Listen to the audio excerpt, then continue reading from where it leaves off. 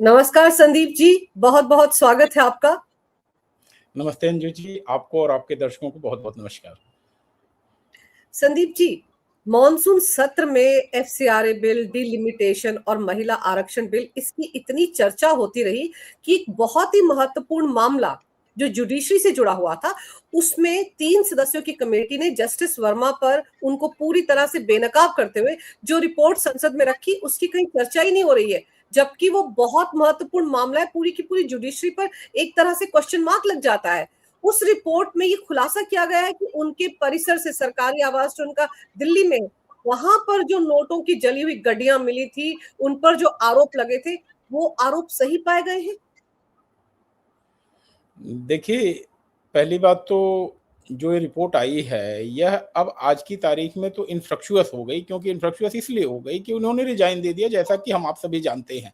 लेकिन रिजाइन दे देने मात्र से आपकी क्रिमिनल लायबिलिटी खत्म नहीं हो जाती है। आपके खिलाफ जो सबसे बड़ी डिमांड थी आम जनता में या मीडिया में या बाकी जो राजनीतिक गलियारों में, कि भाई एक न्यायाधीश क्या इम्यून है किसी भी क्रिमिनल एक्ट से?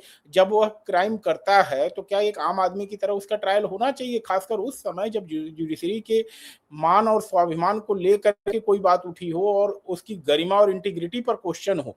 तो ऐसी स्थिति में क्या उनको इम्यूनिटी मिलती है? तो यहाँ पर ये चीज जो रिपोर्ट आई है, इसके मामले में तो एक बात पक्की स्थापित हो गई कि he is totally involve, 100% involve, beyond doubt साबित हो गया है।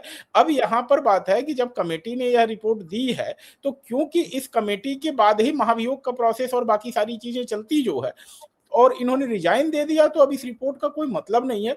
लेकिन यह बात अब उठनी लाजमी है कि इस व्यक्ति के विरुद्ध आपराधिक मुकदमा क्यों नहीं दर्ज होना चाहिए एक आम आदमी की तरह, क्योंकि right now today he is not a जज ऑफ ए हाई कोर्ट, और आपको कहीं भी क्रिमिनल इम्यूनिटी नहीं मिलती है बीइंग ए जज। चाहे आप रिटायर्ड हो गए हो, चाहे आपने त्याग पत्र दे दिया हो, सिविल लाइबिलिटी से आपको इम्यूनिटी मिल सकती है, लेकिन क्रिमिनल मामले में आपको कहीं से इम्यूनिटी नहीं मिली हुई है।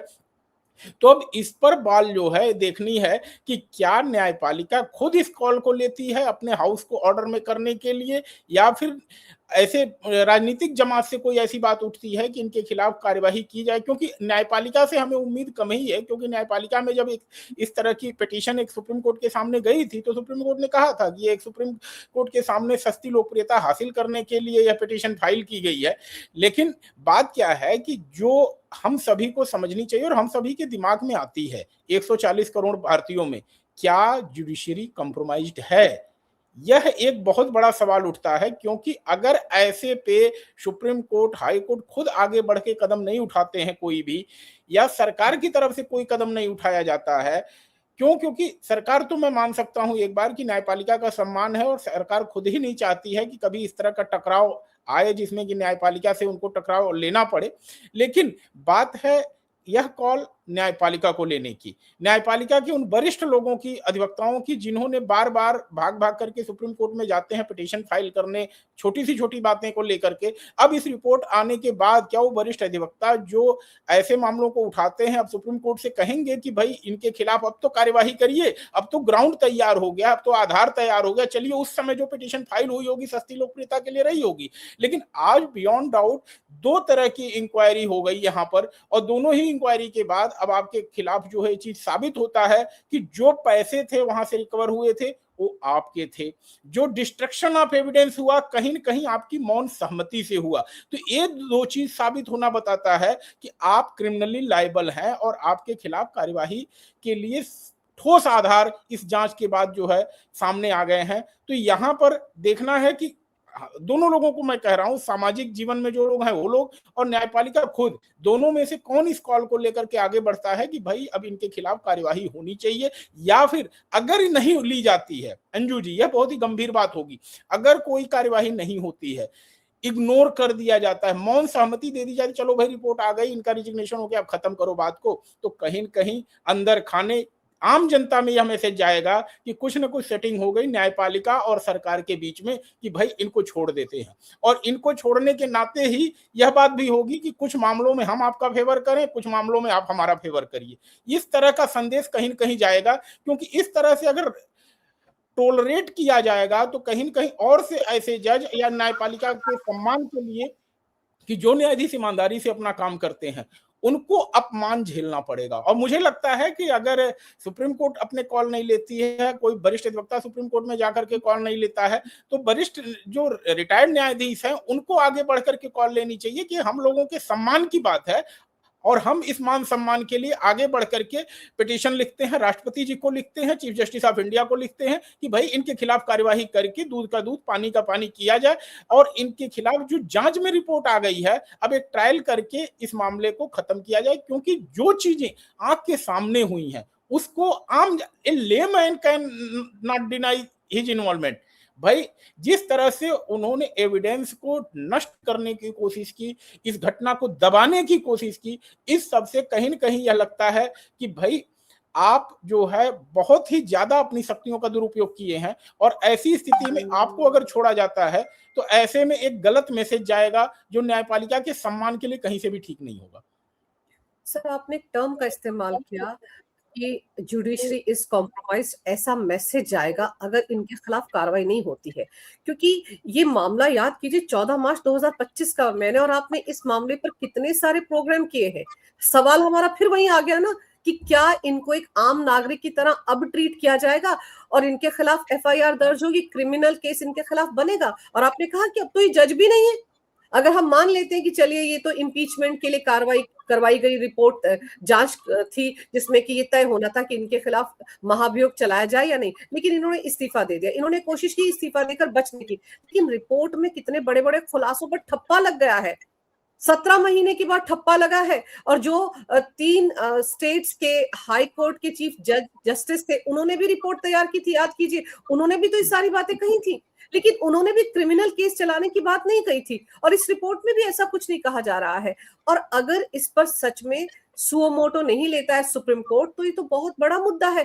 जितने भी जज रिटायर हुए सर, उन सब पे क्वेश्चन मार्क लग जाएगा। जो भी प्रैक्टिस करें, जो भी फैसले सुना रहे, उन पर भी क्वेश्चन मार्क लगेगा कि क्या पता ऐसे ही काम होता होगा जैसे जस्टिस वर्मा ने किया, बाकी पकड़े नहीं गए, ये पकड़े गए, इससे मामला सामने आ गया। ये तो बहुत बड़ा सवाल है ना, अगर इस मामले को इग्नोर कर देती है हमारी सुप्रीम कोर्ट। अंजू जी, मैं एक सवाल आपके दर्शकों के लिए छोड़ता हूं। सरकार का गला हमेशा फंसा होता है, चाहे केंद्र की सरकार हो चाहे राज्य की सरकार हो, और सुप्रीम कोर्ट हाई कोर्ट में फंसा होता है क्योंकि ज्यादातर पिटीशन यूनियन ऑफ इंडिया या स्टेट के खिलाफ जाती है और जिसमें बहुत सारी डिस्क्रिशनरी पावर होती है ऑनरेबल जजेज के पास। ऐसे में हम उम्मीद तो नहीं कर सकते कि सरकार की तरफ से कोई कॉल लिया जाएगा, लेकिन विपक्ष को इससे किसने रोका है? विपक्ष में अगर कोई व्यक्ति बैठा है जो अपने आप को संविधान प्रेमी कहता है, अपने पॉकेट में जो जेब में जो है संविधान की किताब लेकर के घूमता है, उसको किसने रोका है कि ऐसे भ्रष्ट न्यायाधीशों के खिलाफ आवाज उठाने के लिए? तो उन लोगों को आगे बढ़ करके आना चाहिए, सदन में कहना चाहिए कि भाई हमारी मांग पे आप करिए, आप सरकार है, चलिए आपका गला फंसा हुआ है, आप सुप्रीम कोर्ट में आपके खिलाफ 10 पिटीशन फाइल होती है रोज जो है, उसमें आपको जवाब देना है, आप सुप्रीम कोर्ट से हाई कोर्ट से पंगा लेना नहीं चाहते हैं, चलिए विपक्ष की बात ही मानिए और इस पे कार्यवाही करिए। तो अगर सरकार भी चुप है, विपक्ष भी चुप है और न्यायपालिका अपने आप चुप रह जाती है, तो एक ही मैसेज जाएगा जो मैं कहना नहीं चाहता। लोग कहते हैं ना हमाम में सारे जो है, तो वही चीज होगी कि भ्रष्टाचार करने के लिए सभी लोगों की एक दूसरे की मौन सहमति है और ये बहुत ही गलत मैसेज आम जनता में जाएगा। और मुझे लगता है जिस तरह से आप जैसे वरिष्ठ पत्रकार ने इस मुद्दे को उठाया है, एक रियल ट्रू कंक्लूजन इसको मिलेगा। और क्योंकि इस मुद्दे को अगर छोड़ दिया जाता है किसी के द्वारा, मुझे लगता है मीडिया भी आखिर क्यों सन्नाटा है भाई, मीडिया को भी तो इस मुद्दे को गंभीरता से उठाना चाहिए। लेकिन मैंने फिर वही बात की, सबका गला कहीं कहीं न्यायपालिका के पास फंसता है, सबके 10 पिटीशन वहां पर लगी होती है, चाहे मीडिया घराने हो चाहे XYZ जिसका भी नाम मैं ले रहा हूं, सभी के। तो कॉल लेने की बात है जिनका हाथ क्लीन है, जो लोग साफ सुथरे हैंड के हैं, जिनको पता है कि हमारा जीवन बिना किसी दाग धब्बे के है। जैसे आप कह देते हैं अन्ना हजारे के बारे में, तो अन्ना हजारे जी ही अगर जंतर मंतर प्रोटेस्ट के बारे में 4 लाइन बोले थे तो इस पे भी 4 लाइन बोल दें, आ जाए जंतर मंतर पे बैठ जाए, कहने धरना दे रहा हूं मैं इस न्यायपालिका को शुद्ध करने के लिए। तो ऐसे मुद्दों के लिए अगर आप आगे बढ़ करके नहीं बोलते हैं तो कहीं ना कहीं आप जैसे इस तरह के समाजसेवी लोगों की भी प्रतिष्ठा दांव पे लगती है। बड़े बड़े का मैं नाम नहीं गिनाना चाहता हूँ, अन्ना का मेरा व्यक्तिगत कुछ नहीं है, ऐसे एक उदाहरण हमने दिया, ऐसे जो 10 समाज सेवी लोग बैठे हैं जो देश में और समाज में एक दिशा देने की काम करते हैं, लेकिन चूज एंड पिक और जुडिशरी पे आप इस तरह से साइलेंट रहेंगे, तो मुझे लगता है कि समाज को जो एक सही दिशा देने की आवश्यकता है, उस पे कहीं न कहीं आप इंसाफ नहीं करेंगे। लेकिन सर, सबसे बड़ी ज़िम्मेदारी तो हमारे देश के जुडिशरी के सिस्टम में जो बैठे लोग हैं, उनकी है। आम आदमी को छोड़ दीजिए, समाज सेवियों को छोड़ दीजिए, नेता प्रतिपक्ष या विपक्ष को भी छोड़ दीजिए। जिनके ऊपर जिनकी साख पर बट्टा लग रहा है, वो तो सारे जज हैं। वो तो सुप्रीम कोर्ट के जज भी हैं, सीजेआई भी हैं, बड़े-बड़े अधिवक्ता हैं, सीनियर एडवोकेट्स कपिल सिब्बल साहब, अभिषेक मनु सिंघवी, वो इस मुद्दे पर एक राय थे ना। आप याद कीजिए कितने सारे सीनियर एडवोकेट्स एक साथ इस मामले में सुप्रीम कोर्ट पहुंचे थे। भूल गए आप? कपिल सिब्बल सबसे बड़े थे जिन्होंने इस मामले में पिटीशन दायर की थी, और ये वो लोग हैं जिन्होंने ये कहा था कि महाभियोग भी नहीं होने देंगे, हम तो उसके खिलाफ वोट करेंगे। याद कीजिए, आज कहां सन्नाटा पसरा हुआ है। आज कपिल सिब्बल साहब प्रेस कॉन्फ्रेंस करके क्यों नहीं कहते कि मैंने गलत आदमी का साथ दिया? अब वो दो कमेटियों की रिपोर्ट को नकार पाएंगे, या सिर्फ वो भी वहां पर जिसे कहते हैं अपने प्रोफेशन के चलते किसी को भी बचाने के लिए कूद जाते हैं, हमेशा दूसरे पाले में नजर आते हैं? अब क्यों नहीं वो बोल रहे हैं? उनको भी तो बोलना चाहिए। जिम्मेदारी उन लोगों की जिनके ऊपर सवालिया निशान लगा है, अपने सिस्टम को क्लीन करना भी तो उनकी जिम्मेदारी है सर। मुझे उम्मीद थोड़ी सी अगर कुछ है तो न्यायपालिका से ही है, बाकी किसी से नहीं है। और इस मामले पर अगर इस मामले को उठाया नहीं जा रहा है, सबसे बड़ी चीज तो मुझे ये लग रहा है आखिर ये मामला उठ क्यों नहीं रहा है।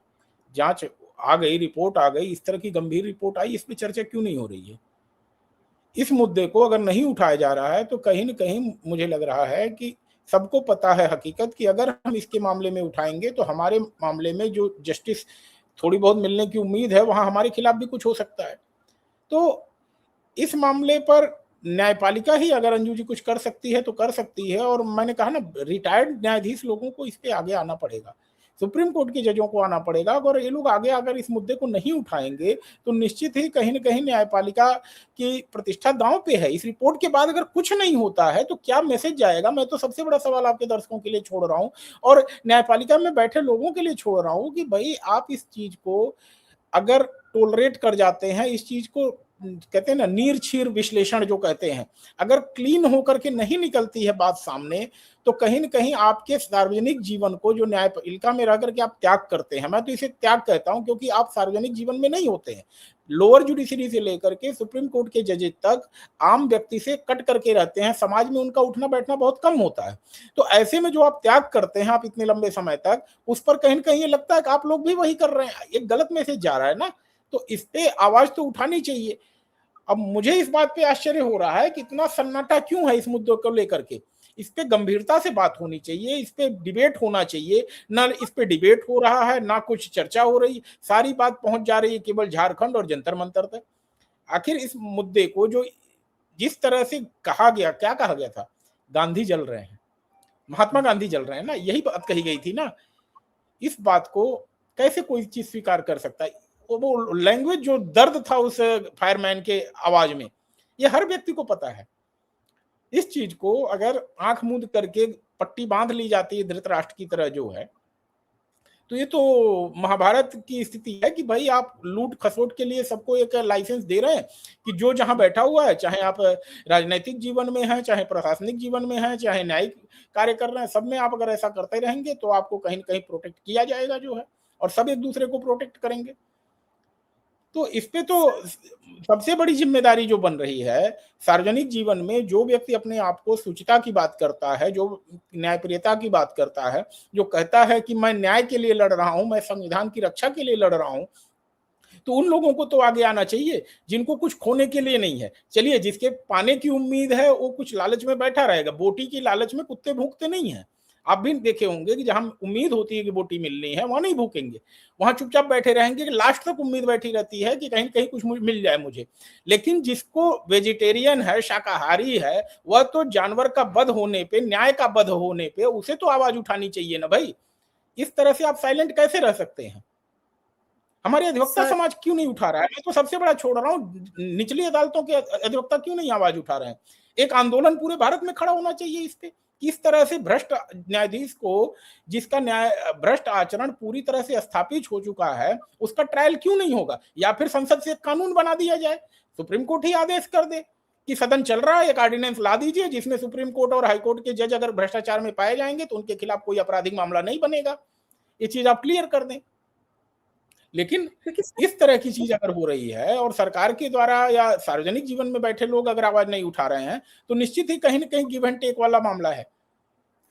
क्योंकि सर मेरा सवाल ये है कि पहले जो कमेटी बनाई गई थी 3 राज्यों के हाई कोर्ट के चीफ जस्टिसेस की, उसमें भी पैसा लगता है, मेहनत लगती है, पूरा इन्वेस्टिगेशन हुआ था। फिर इम्पीचमेंट के लिए ये कमेटी नहीं बनी, इसमें भी पैसा लगता है, सब कुछ होता है, मेहनत लगती है, ये रिपोर्ट भी तैयार हुई। दोनों की जो रिपोर्ट है वो एक जैसी है। इतनी मशक्कत के बाद अगर इसको राज्यसभा और लोकसभा में पेश किया गया सर, तो बात तो आगे बढ़नी चाहिए ना। इम्पीचमेंट भले ही ना हो क्योंकि उन्होंने रिजाइन कर दिया, लेकिन कार्रवाई तो उनके खिलाफ होनी चाहिए और इस आधार पर जुडिशरी के लिए कोई ना कोई नियम तो होना चाहिए, जैसे आपने कहा। तो फिर वरना क्या मतलब हो इस रिपोर्ट का, इतनी मेहनत का मतलब क्या हो, इतनी मशक्कत करने की क्या जरूरत थी अगर इनको छोड़ ही देना था। और सर भ्रष्टाचार के आरोप लगे हैं और वो भी दिल्ली हाई कोर्ट के सिटिंग जज पर। ये आप सोचिए, फिर तो लोग ये सवाल उठाएंगे कि आपको याद होगा जब बरी हुए थे एक तरह से शराब घोटाले में सबके सब आम आदमी पार्टी के केजरीवाल एंड कंपनी, तब भी सवाल उठे थे कि वो जो जज है कहीं कॉम्प्रोमाइज तो नहीं हो गए। ये आम लोगों की बात है, मैं नहीं कह रही हूं। अब सोशल मीडिया भरा पड़ा था कि कैसे छूट गए, क्यों उनको सबूत ही नहीं मिला उनके खिलाफ, उन्होंने ट्रायल की अनुमति नहीं दी, बिना ट्रायल के उनको क्लीन चिट दे दी, ये सवाल उठे थे। तो वो तो सेशन कोर्ट के जज थे, ये तो हाई कोर्ट के। अगर हाई कोर्ट के जज पर इतने सारे आरोप सच साबित होते हैं तो फिर तो बहुत सारे जज हैं जिनके फैसलों पर उंगलियां उठेंगी। यहां पर तो अपने अंदर की सफाई करना बहुत जरूरी है जुडिशरी के लिए। आप दूसरों को मौका क्यों दे रहे हैं? क्योंकि जब जुडिशरी के मामलों में सरकार दखल देती तो कहा जाता है विधायिका अलग है, न्यायपालिका अलग है, बीच में नहीं आना चाहिए, एक दूसरे के काम में दखल नहीं देना चाहिए। तो यहाँ तो आपको खुला मैदान दिया गया है न्यायपालिका को कि अपने अंदर के कूड़े करकट को खुद बाहर फेंके सुप्रीम कोर्ट के दरवाजे के बाहर। अंजू जी, जो लोग संविधान को जानते हैं, मैं कहूँ जब संविधान की प्रस्तावना में बात होती है लोकतंत्र में जस्टिस और इक्वलिटी की, तो इक्वलिटी दो तरह की है, equality before law and equal protection of law. मतलब कानून के सामने सब बराबर हैं। तो अगर यह चीज नहीं है तो आप संविधान की प्रस्तावना से इक्वलिटी निकाल दीजिए, क्या जरूरत है। वैसे भी वीवीआईपी ट्रीटमेंट होता है, इस बात से तो इंकार नहीं कर सकते। भाई करोड़पति मर्सिडीज वाला है या कोई बहुत बड़ा पैसे वाला है तो उसके लिए एक अलग कानून बन जाता है। मुंबई में पता चलता है डिस्ट्रिक्ट कोर्ट से कन्विक्शन होता है, हाई कोर्ट से शाम को बेल हो जाती है, उसके लिए तो कानून दूसरा है। और दूसरा कानून है जहां पे एक व्यक्ति 2000 रुपए की रिश्वत लेता है और आजीवन 25 साल मुकदमे लड़ता है। तो दोनों की बात है, जब एक इक्वलिटी की बात आप करते हैं तो यहां भी इक्वलिटी करिए ना। आपका क्राइम बियॉन्ड डाउट जो कैमरे के सामने दिखा है, दिल्ली के लुटियंस में दिखा है भाई। कहते हैं एकदम बीच राहे, डे लाइट मर्डर जिसको कहते हैं, daylight murder of the constitution है। This is daylight murder of the constitution. कहां है संविधान प्रेमी लोग? अगर लुटियंस का मामला दब जाएगा, लुटियंस के मामले पे कुछ नहीं होगा, तो क्या आप एक्सपेक्ट करते हैं कि नॉर्थ ईस्ट और नागालैंड में कोई मैटर होगा तो उसकी आवाज सुनी जाएगी?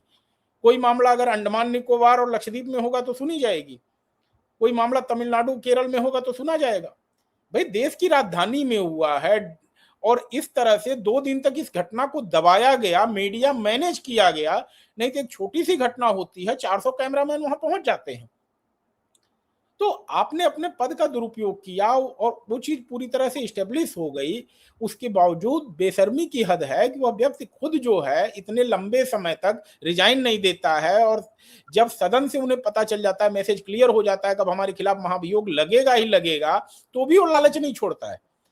अपने पेंशन बेनिफिट सिक्योर करने के लिए रिजाइन देकर के किनारे हो जाता है कि कम से कम चलो भाई अब रिजाइन देकर के पेंशन तो ले लिया जाए, नौकरी नहीं करने को मिल रही है। तो इसको कैसे कोई इस बात में मतलब इग्नोर कर सकता है? मुझे नहीं लगता है अंजू जी कोई इग्नोर करेगा। हमें आपको प्रतीक्षा करनी चाहिए और इसमें सुप्रीम कोर्ट से ही कुछ न कुछ कदम उठाए जाएंगे और अधिवक्ता समाज ही कुछ न कुछ आवाज उठाएगा कि भाई इनको स्पेयर नहीं किया जाना चाहिए किसी भी स्थिति में। और एक आम व्यक्ति की तरह ट्रायल अगर होगा तभी सही मामलों में हमारे संविधान निर्माताओं की आत्मा को शांति मिलेगी। नहीं तो उन्हें लगेगा कि हमने कैसा संविधान बना दिया जहां पर जिस जगह पर हमने दिल्ली में संविधान बैठ के बनाया था वहीं से चंद किलोमीटर की दूरी पर इस तरह से गांधी नोटें जलती रहीं और उसके बाद हमारे देश की सदन ने नहीं कुछ किया, हमारे देश की न्यायपालिका ने कुछ नहीं किया और हमारी देश की मीडिया भी मौन बैठी रही, और सभ्य समाज जो अपने आप को तथाकथित कहता है कि हम सभ्य समाज हैं, हम लुटियंस के लोग हैं, हम लोग पेज 3 पर्सनालिटीज हैं, किसी ने आवाज नहीं उठाई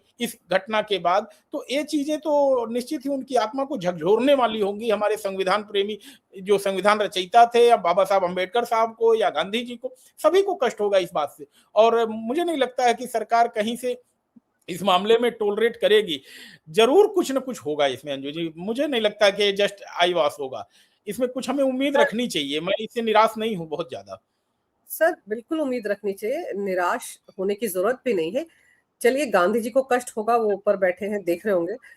बाबा साहब अम्बेडकर को भी कष्ट होगा, वो भी ऊपर बैठे। लेकिन जो इस देश की जनता है, जिसको पहले ही न्यायपालिका पर हमेशा शक शुबा रहता है, जिनके कई सवाल होते हैं न्यायपालिका के फैसलों पर, आपको उनका भरोसा तो कायम करना पड़ेगा ना। अब तो उनको कहने का मौका मिल गया।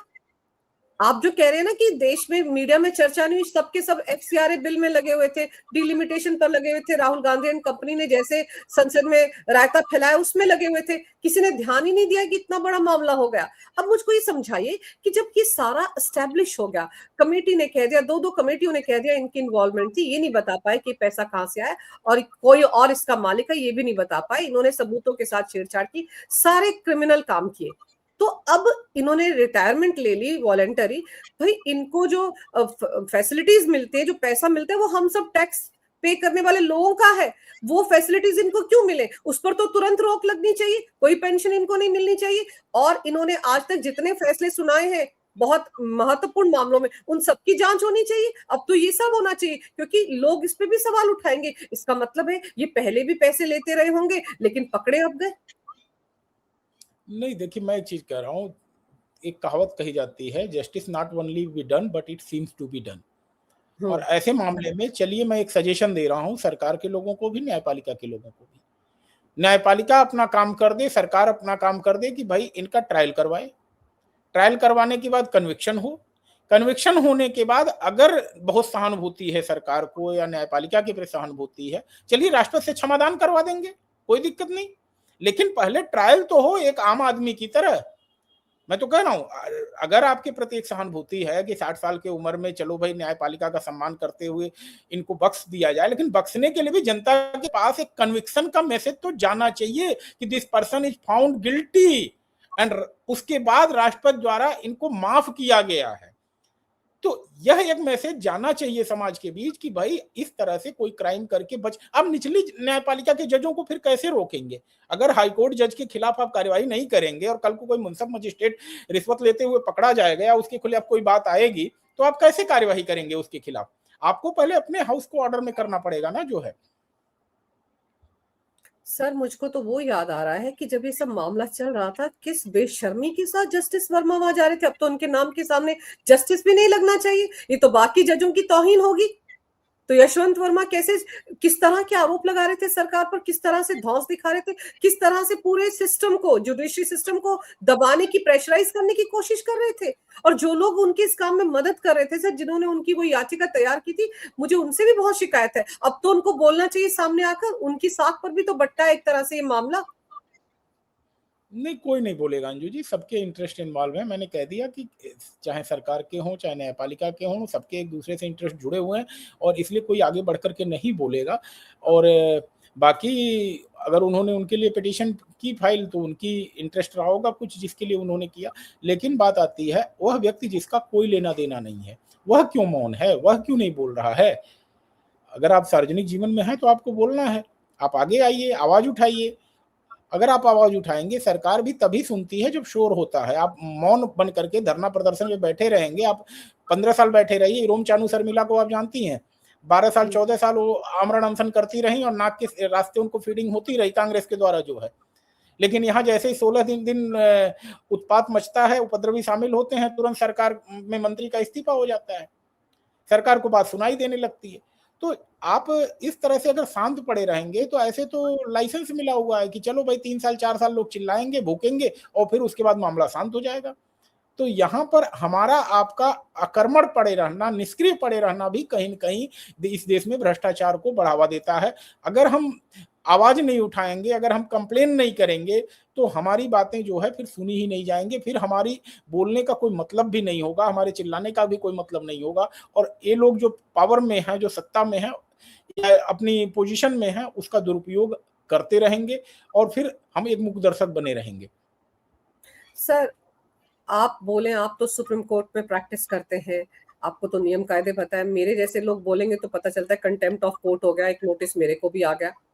हम भी तो एक हद तक जाकर बोल सकते हैं, लेकिन जो दिख रहा है, जिसको लेकर सोशल मीडिया पर अब तो हर कोई रिपोर्टर है ना, हर कोई अपनी बात रखता है। भाई, अभिव्यक्ति की आजादी तो हम सबको भी है, आम जनता को भी है। सोशल मीडिया तो भर जाता है ऐसे मामलों पर। कितने सारे ऐसे मामले हुए जिस पर लोगों ने जुडिशरी पर ही सवाल उठा दिए। आप सोचिए, सीजीआई ने कॉकरोच शब्द का इस्तेमाल किया था, उन्होंने किसी जेनजी को कॉकरोच नहीं कहा था, एक रेफरेंस दिया था कि इस तरह से आ जाते हैं लोग। हाँ, आम भाषा में बोलते हैं हम लोग कि अरे देखो इतने सारे कुकुर मुत्ते की तरह लोग उगाए, ऐसे बोलते हैं ना। उन्होंने भी कॉकरोच शब्द का इस्तेमाल ऐसे ही किया था, लेकिन क्या रायता फैला। जिसने उस मुद्दे को उठाना था वो देखो कॉकरोच पार्टी बनाकर बैठ गया, कितना रायता फैलाया जंतर मंतर पर उसने। और कैसे अभी जो बीच में एक मामला आया था किसी लॉ इंस्टीट्यूट का, किसी यूनिवर्सिटी का, जहां पर हैदराबाद की शायद, जहां पर कहा गया कि हम तो सीजीआई ऑफ इंडिया को नहीं बुलाएंगे, चीफ जस्टिस ऑफ इंडिया को नहीं बुलाएंगे एज अ चीफ गेस्ट, क्योंकि उन्होंने कॉकरोच कहा। वो लोग भी बह गए ना उसी कॉकरोच जनता पार्टी के मुद्दे पर। तो आप सोचिए कितनी भेड़ चाल में ये दुनिया चलती है। तो यहाँ पर तो हर कोई सवाल उठाएगा ना सर। जुडिशरी को खुद को, हमारे सीजीआई को खुद आगे बढ़कर इस मामले में कोई ना कोई कदम उठाना पड़ेगा, क्योंकि लोगों के मन में जो भरोसा है जुडिशरी को लेकर, उसको कायम करना, उसको कायम रखना भी तो जिम्मेदारी इस देश की सीजीआई की है या नहीं। अंजू जी, जितना लंबा आपका अनुभव है पत्रकारिता में, आपने अपने जीवन में भी शायद अगर पीछे के 2 साल 3 साल छोड़ दें, या ये कहें कि जस्टिस वर्मा के कार्यकाल के पहले का कार्यकाल अगर जोड़ करके देखें, तो न्यायपालिका के खिलाफ इतना मुखर होकर के कोई नहीं बोलता था। आज तो भाई पत्रकार भी बोल रहे हैं, नौकरशाह भी बोल रहे हैं, राजनेता भी बोल रहे हैं। और आपने देखा कि किस तरह से एक उपराष्ट्रपति जी ने भी आगे बढ़ करके बहुत सारी बातें बोली न्यायपालिका के लिए। एक कानून मंत्री ने भी आगे बढ़ करके बोली थी, बाद में उसका भले इस्तीफा लेना पड़ा जो है सरकार को। तो बात यह है कि कहीं न कहीं यह न्यायपालिका की गरिमा के साथ बहुत बड़ा मजाक हो रहा है।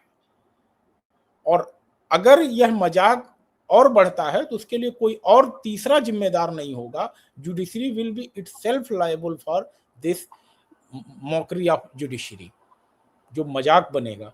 क्योंकि अगर न्यायपालिका को, मैं कहता हूँ, नेसेसरी एविल है, एक आवश्यक बुराई है। लोकतंत्र में अगर न्यायपालिका नहीं होगी तो सब अपना मनमाना करने लगेंगे। लेकिन जब न्यायपालिका ही मनमानेपन पे उतारू होगी तो फिर न्यायतंत्र रह कहाँ जाएगा। फिर वह तो एक कॉन्स्टिट्यूशनल एनार्की देश में या उस सिस्टम में एस्टेब्लिश हो जाएगी। तो क्या कॉन्स्टिट्यूशनल एनार्की एस्टेब्लिश होने के लिए न्यायपालिका अपनी आंख बंद करके बैठी रह सकती है, या फिर आगे बढ़ करके कुछ उसमें कदम उठाती है? जहां तक सरकार की बात है, मुझे सरकार से कोई उम्मीद नहीं है, खास करके कि इमीडिएट कुछ करेगी। वह भी इंतजार ही करेगी कि देखा जाए पहले कि जुडिशरी अपने तरफ से कोई कॉल लेती है कि नहीं लेती है। यह रिपोर्ट आना अपने आप में बताता है, क्योंकि अगर देखें तो इस रिपोर्ट का कोई मतलब खास नहीं रह जाता है उस स्थिति में जब इस्तीफा हो चुका है। लेकिन इस रिपोर्ट का आना बताता है कि कहीं न कहीं ये गंभीरता थी कि भाई एक रीजनेबल कंक्लूजन तक इस घटना को पहुंचाया जाए। और इसलिए अब जब रीजनेबल कंक्लूजन तक पहुंच गया है तो जो गिल्टी हैं उनके लिए एक ट्रायल करके सजा भी किया जाना आवश्यक लगता है, ऐसा मेरा मानना है। मेरे बात से कुछ न्यायाधीश इत्तेफाक नहीं रख सकते हैं, उनसे मैं माफी मांगता हूं। लेकिन बात है कि जो मेरा संवैधानिक दायित्व है वह मैं बोल रहा हूं।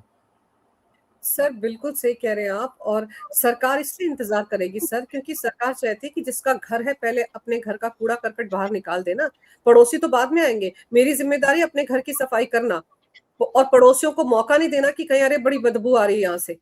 ठीक है, तो अगर मेरा पड़ोस तब तक चुप रहेगा कि भाई खुद सफाई कर ले, वो मेरे घर में आके झाड़ू नहीं लगाएगा, झाड़ू तो मुझे ही लगाना पड़ेगा। तो ये काम जुडिशरी का है सर, भरोसा वहां से उठ रहा है। और हमारे देश में ऐसा नहीं कि सारे जस्टिस वर्मा है, 1% जस्टिस वर्मा हो सकते, बाकी तो सब ईमानदार हैं, उन पर भी उंगलियां उठ रही हैं। इसलिए मैं चाहती हूँ कि ये मामला सीजीआई की पहल पर ही हो और एक आम आदमी की तरह जस्टिस वर्मा पर क्रिमिनल केस चले। उनको रिटायरमेंट के बाद जो सुख सुविधाएं मिल रही हैं भारत के टैक्स पेयर के हाथ से, के पैसे से, वो सब भी बंद हो, तुरंत ये सब कुछ बंद होना चाहिए। और आप कह रहे हैं कि ये रिपोर्ट जो तीन सदस्यों ने तैयार की, ये इसके कोई मायने नहीं, इसके बहुत बड़े मायने हैं। दो रिपोर्ट्स आई है जस्टिस वर्मा पर और पूरी तरह से उनको नंगा कर दिया गया है कि वो इन्वॉल्व थे इसमें, सबूतों को तहस नहस किया, वो जज थे। ये नहीं भूलना चाहिए, दिल्ली हाई कोर्ट के जज रहते हुए ये सारा कांड उन्होंने किया है और दिल्ली के पॉश इलाके लुटिन्स जोन में किया है, तो उनको नहीं बख्शा जाना चाहिए। बहुत गलत नजीर बन जाएगी इस देश में, बहुत से ईमानदार जजों के फैसलों पर भी लोग सवाल उठाएंगे। उससे बचने की जरूरत है और कहते हैं ना, बुराई को जितनी जल्दी निपटा दिया जाए उतना अच्छा रहता है, उसकी जड़ें और फैलने नहीं देनी चाहिए। चलिए, अभी बहुत से लोग सजग नहीं होंगे इस रिपोर्ट को लेकर, लेकिन अगर और सजग हो जाए तो फिर बहुत कुछ बोला जाएगा जुडिशरी को लेकर ही सोशल मीडिया पर। उससे बचने के लिए इस मामले में तुरंत पहल होनी चाहिए, सो मोटो लिया जाना चाहिए और उनको एक आम आदमी की तरह उनके ऊपर भी क्रिमिनल केस चलना चाहिए। यही एक अच्छा नजीर होगा, एक उदाहरण होगा सारे देश के लिए। आपने सर समय निकाला, बहुत विस्तार से, बड़ी बारीकी से इस पूरे मामले की जानकारी मेरे दर्शकों को दी संदीप जी आपने, इसके लिए आपका बहुत बहुत धन्यवाद। नमस्कार, भारत माता की जय, वंदे मातरम, जय हिंद। वंदे मातरम। अंजू जी, आपके दर्शकों को बहुत बहुत धन्यवाद।